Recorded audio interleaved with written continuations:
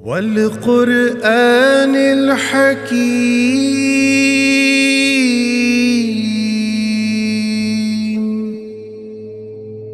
إنك لمن المرسلين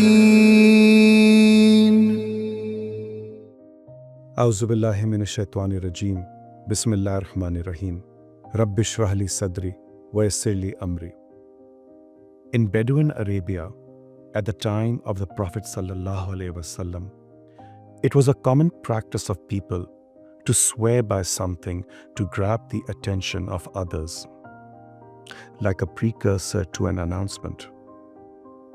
Allah subhanahu wa ta'ala has used the same concept in the Quran from time to time where necessary to achieve the same thing, but with a purpose. When Allah subhanahu wa ta'ala swears by something, it is indeed a big deal, and each particular oath and its relevance pertains to people of all times ever since the revelation of the Quran. This practice of swearing involves two things: an object and a subject. The oath is taken on an object so the audience can become aware of the significance and importance of that object. And the oath taken then connects that object to the subject matter that he or she would want to discuss with the audience. One beautiful example in the Quran is when Allah subhanahu wa ta'ala swears by time. So time is the object, and the attention and focus of people is immediately drawn to it. This is the opening verse of Surah Asr. That time is passing by and is continuously bearing witness to the affairs of mankind. The term Wal Asr has a very wide meaning of time. It includes all prehistoric ages as well as time to come in the future. In ayat number 2, Allah reveals the subject. Indeed, man is at a loss, for he is losing his valuable lifetime. This approach is very impactful and allows the audience to contemplate and value the importance of both the object and subject matters being discussed.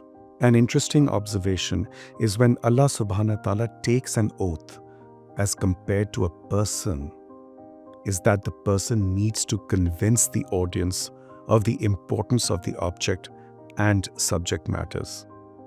Allah subhanahu wa ta'ala, on the other hand, doesn't need to do that. He is the Almighty Creator, and His testimony itself is enough of a witness to validate their object and subject significance. So in Surah Yasin, Allah subhanahu wa ta'ala opens the chapter by swearing on not only one but two objects, Yasin and the Quran. And then He subhanahu wa ta'ala reveals the subject in ayat number 3.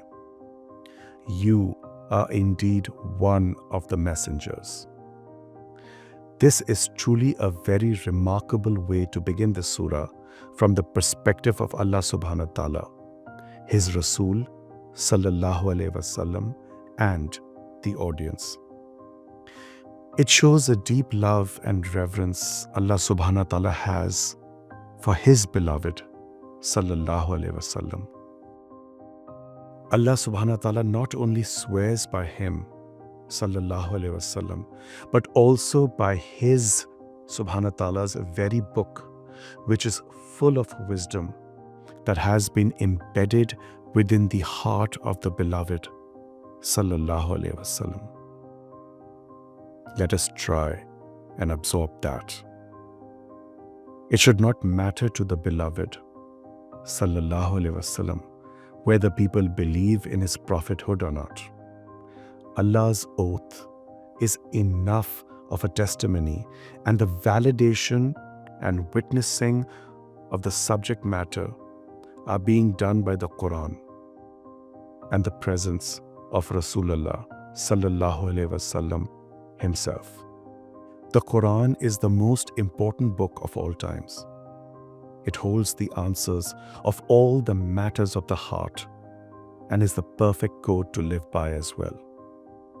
When the Quran is being taken as a witness to the Risalat, the messengerhood of Rasulullah sallallahu alaihi wasallam, we must make all efforts to follow him and obey him sallallahu alaihi wasallam as well. We also need to take this oath seriously, as we need to honor Allah subhanahu wa ta'ala. He subhanahu wa ta'ala does not swear on a whim. It also brings to light that no human being is capable of coming up with even a single ayat of this book, the Quran. It is the absolute truth, and that is why the revelations of the Quran had to have been sent to Rasulullah sallallahu alaihi wasallam. This Ramzan, let us reflect on the seriousness of Allah subhanahu wa ta'ala's oaths on Yasin and the Quran. Allah's immense regard and love for his beloved Yasin shines throughout the surah, and he subhanahu wa ta'ala is sending us this message of love from the very first ayat of Surah Yasin. Let us also make efforts to re-establish our regard and trust in Rasulullah sallallahu alaihi wasallam. Only then can we perhaps truly love him sallallahu alaihi wasallam the way he should be loved. Let us show this love with ikhlas by doing something, even something very small, which Rasulullah sallallahu alaihi wasallam did during the day. May Allah subhanahu wa ta'ala grant us the tawfiq to start emulating Rasulullah sallallahu alaihi wasallam regularly with sincerity. Only then can we honor Allah subhanahu wa ta'ala by honoring his Yasin sallallahu alaihi wasallam. Inshallah and Ameen. Salamun qawlum min Rabbir Rahim. If you have liked this video, please share it with your loved ones and subscribe to my YouTube channel. May this message be a source of guidance and reflection. Ameen.